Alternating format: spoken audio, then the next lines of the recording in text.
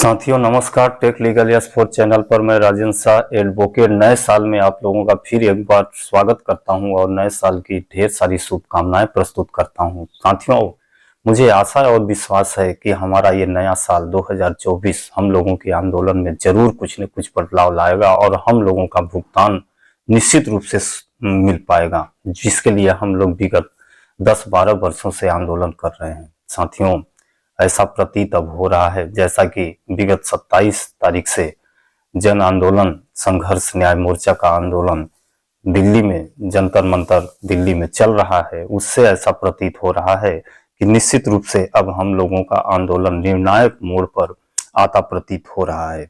लेकिन आज के वीडियो में मैं आप लोगों को एक बहुत ही बड़ी खबर बताने जा रहा हूं और बड़ी खबर यह है कि पक्ष और विपक्ष, चाहे पक्ष हो चाहे विपक्ष हो, इन दोनों के बीच आपस में समझौता हुआ है। यह निश्चित 101% सत्य खबर है। साथियों जैसा कि एक छोटी सी मुद्दा, छोटी सी खबर को विपक्ष वाले बहुत बड़ी मुद्दा बना देते हैं, बहुत बड़ा खबर बना देते हैं और पूरे देश को अपने सर आंखों पर उठा लेते हैं। लेकिन इतना बड़ा बड़ा मुद्दा जिस पर पूरा देश आज पीड़ित है, परेशान है, पूरे देश के निवेशक परेशान हैं, लेकिन इतने बड़े मुद्दे पर न पक्ष के द्वारा और न ही विपक्ष के द्वारा एक शब्द नहीं बोला जा रहा है। आखिर क्या है? यह बहुत ही बड़ी विचारणीय प्रश्न है। साथियों आखिर ऐसा है क्या? हम मानते हैं कि मोदी मीडिया इस चीज को नहीं उठा रही है,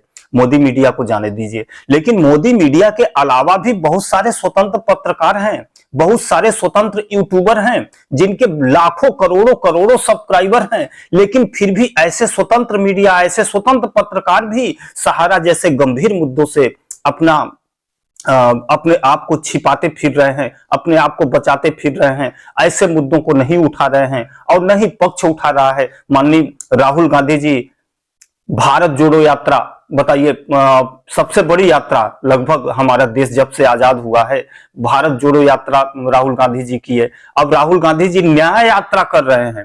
अरे भैया, जब जे देश की 65 करोड़ लोगों के साथ अन्याय हो रहा है, विगत 10 सालों से न्याय नहीं मिल पा रहा है, आप किस न्याय यात्रा की बात कर रहे हैं? ये समझ से परे है। आपके मुंह में एक शब्द नहीं मिल रहा है कि आखिर आज सहारा पीड़ित, सहारा जमाकर्ता परेशान है, अपना पैसा, अपना मेहनत, अपने खून पसीने की कमाई लगा के आज उसका भुगतान पाने के लिए दर दर की ठोकरें खा रहा है, परेशान है। आप उनके पक्ष में एक शब्द नहीं बोल पा रहे हैं कि आखिर क्यों सरकार भुगतान नहीं करा पा रही है। आपको तो आंदोलन करना चाहिए, आपको सामने आना चाहिए, आपको सरकार को झुका देना चाहिए, आपको ऐसे लोकसभा में, विधानसभा में प्रश्न पूछने चाहिए कि आप सहारा निवेशकों का भुगतान क्यों नहीं कर रहे हैं, सहारा के संपत्तियों का आप नीलामी क्यों नहीं कर रहे हैं, उनके संपत्तियों को कुर्क क्यों नहीं कर रहे हैं। अब बहुत सारी सहारा की संस्थाएं अभी चल रही हैं। अभी हाल ही में एक न्यूज आया था कि 1.95 करोड़ रुपए का भुगतान कराया गया सहारा रियल एस्टेट का।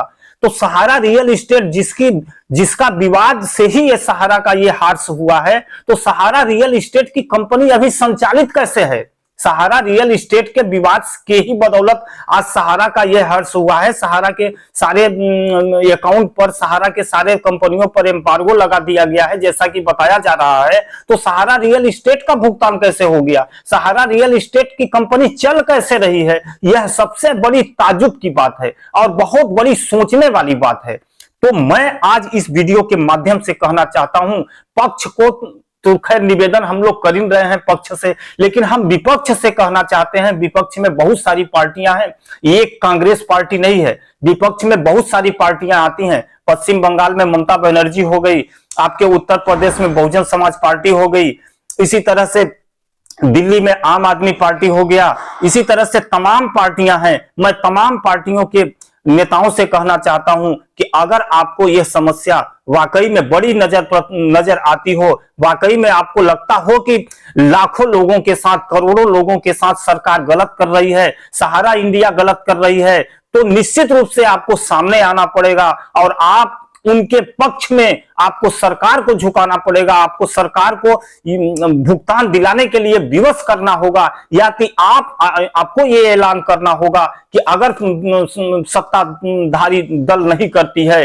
तो हमारी सरकार आती है तो हम लोगों का भुगतान कराएंगे। कैसे भुगतान कराएंगे, चूंकि ये मुद्दा एक आंतरिक मुद्दा है, इंटरनल मुद्दा है, लेकिन फिर भी भुगतान कराने का जो जिम्मा है वह पक्ष और विपक्ष दोनों पर जाता है।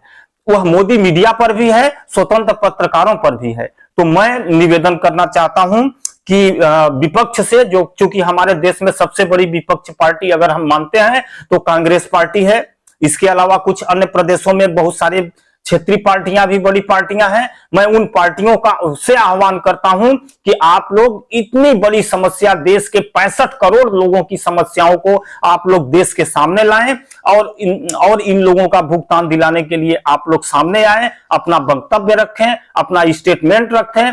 आप भी धरना प्रदर्शन आंदोलन में शरीक हो, आप भी सहयोग करें ताकि लोगों का भुगतान हो सके। लोगों का भुगतान होना यह बहुत बड़ी बात नहीं है, लोगों के साथ न्याय हो सके। लोगों के साथ जो अन्याय हो रहा है, आज 11-12 करोड़ लोग जो जमा करता है, 11-12 करोड़ जमा करता, अगर उनके हम परिवार को अगर देखें तो 60-65 करोड़ परिवारों के साथ जो अन्याय हो रहा है, उनको न्याय दिलाने की जिम्मेदारी विपक्ष की भी बनती है। जितना जिम्मेदारी पक्ष की बनती है उतना ही जिम्मेदारी विपक्ष की भी बनती है। इसलिए मैं विपक्ष के नेताओं से आह्वान करता हूं कि आप लोग भी सामने आए और 11-12 करोड़ लोगों के साथ जो अन्याय हो रहा है उनको न्याय दिलाने के लिए आप कमर कस के रोड पर आ जाएं और सरकार को झुका दें।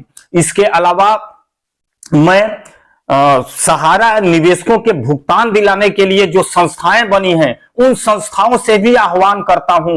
मैं मदन लाल आजाद जी से आह्वान करता हूं कि आप जो बता रहे हैं कौन बर्ड्स एक्ट लेके चल रहे हैं, मैं बता रहा हूं कि बर्ड्स एक्ट के तहत किसी भी तरह, किसी भी प्रकार से बर्ड्स एक्ट के तहत सहारा निवेशकों का भुगतान नहीं हो सकता। ये 101% निश्चित है।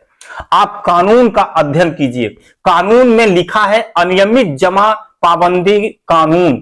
अनियमित जमा, ऐसी संस्थाएं जो संस्थाएं पैसा रुपया लेके भग गई हो, फरार हो गई हो, उनका कोई पता नहीं हो, जब उनका पता ना हो वो भग गई हो, ऐसी संस्थाओं का जो संपत्ति है उस संपत्ति को नीलाम करके बर्ड्स एक्ट के तहत भुगतान दिलाया जा सकता है। लेकिन जो संस्थाएं अभी संचालित हैं, जो संस्थाएं अभी चल रही हैं, वो संस्थाएं भगी नहीं हैं, उन संस्थाओं का भुगतान आप बर्ड्स एक्ट के तहत कदापि नहीं करा सकते।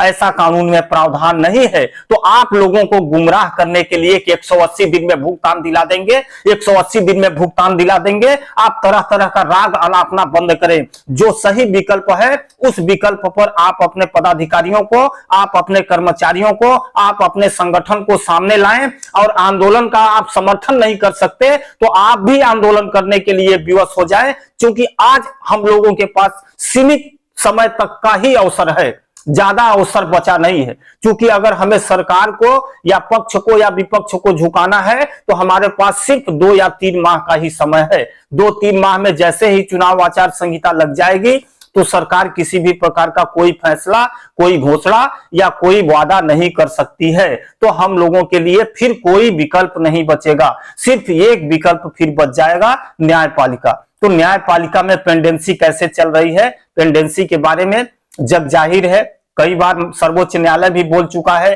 पेंडेंसी को लेकर। तो चूंकि न्यायपालिका के पास जब न्यायाधीश ही नहीं है और इतने सारे केसों का अंबार है, तो हम न्यायपालिका से न्याय की उम्मीद तो रखते हैं, लेकिन कब तक न्याय हमें मिल पाएगा इसकी कोई गारंटी नहीं है। इसलिए मैं सहारा निवेशकों के भुगतान दिलाने वाली संस्थाओं से आह्वान करता हूं, मैं देश के तमाम विपक्षी पार्टियों से आह्वान करता हूं कि आप लोग अपने मुंह में दही जमा के मत बैठें। आप लोग देश की समस्याओं को, देश के 11-12 करोड़ लोगों की समस्याओं को, उनको न्याय दिलाने के लिए आप लोग सामने आए, जो आपका परम कर्तव्य है। आपका यह परम कर्तव्य है, इसीलिए आपने पार्टी बनाई है। आप अपने कर्तव्य से अगर विमुख होते हैं, अपने कर्तव्य से आप पीछे हटते हैं, तो जनता आपको भी सबक सिखाने के लिए कमर कस के तैयार है। इसलिए मैं आह्वान करता हूं इस वीडियो के माध्यम से, मैं मोदी मीडिया को छोड़ दीजिए, लेकिन स्वतंत्र पत्रकारों से भी मैं आह्वान करता हूं।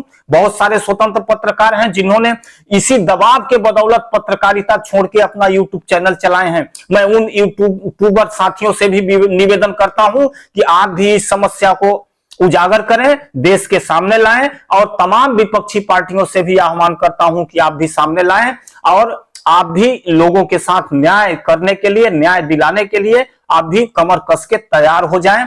माननीय राहुल गांधी जी से मैं करबद्ध निवेदन करता हूं कि आप जो न्याय यात्रा चालू कर रहे हैं, न्याय यात्रा में सबसे पहले जो हमारे देश के लोगों के साथ अन्याय हो रहा है, उन लोगों को न्याय दिलाने के लिए आप कमर कस के तैयार हो जाएं और इस मुद्दे को आप अपने न्याय यात्रा में शामिल करें कि आखिर सरकार निवेशकों का भुगतान दिलाने में लापरवाही क्यों कर रही है, क्यों निवेशकों का भुगतान नहीं हो पा रहा है। माननीय सर्वोच्च न्यायालय ने आदेश दिया कि 9 माह में भुगतान कीजिए, 9 माह में भी आप बीत जाने के बाद भी आपने भुगतान नहीं किया।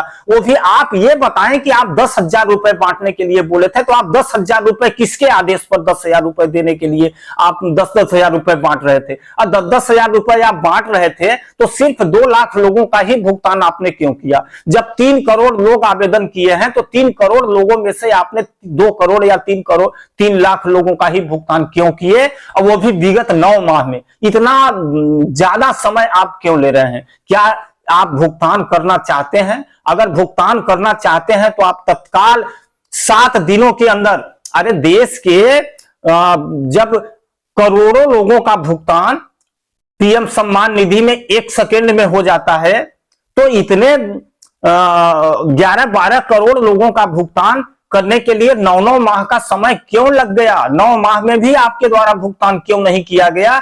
यह प्रश्न आज विपक्ष को बड़ी तन्मयता के साथ और बहुत जिम्मेदारी के साथ उठाना चाहिए था, लेकिन विपक्ष आज नहीं उठा रहा है। इसलिए विवश होकर मुझे यह वीडियो बनाना पड़ रहा है। साथियों, मैं इस वीडियो के माध्यम से सारे विपक्ष को, सारे स्वतंत्र मीडिया को और सारे स्वतंत्र संस्थाएं जो भुगतान दिलाना चाहती हैं, सभी का आह्वान करते हैं कि आप लोग इस न्याय के लड़ाई में आप न्याय के साथ खड़े हों और न्याय दिलाने के लिए आप कमर कस के तैयार हो जाएं और न्याय दिलाने का प्रयास करें। इन्हीं बातों के साथ मैं अपनी वाणी को विराम देता हूं। कृपया वीडियो अच्छी लगी हो तो आप इसे लाइक करें और अधिक से अधिक शेयर करें, ताकि यह वीडियो तमाम विपक्षी पार्टियों तक पहुंचे, तमाम स्वतंत्र मीडिया चैनलों तक पहुंचे, तमाम उन संस्थाओं तक पहुंचे जो निसहारा या अन्य ठगी पीड़ितों का भुगतान दिलाने का ठेका ले रखे हैं, ताकि वह अपने कर्तव्य से विमुख न हो, अपने कर्तव्य पथ पर आगे आए, ताकि हम निवेशकों का भुगतान संभव हो सके। साथियों, इन्हीं बातों के साथ मैं अपनी वाणी को विराम देता हूं। नमस्कार।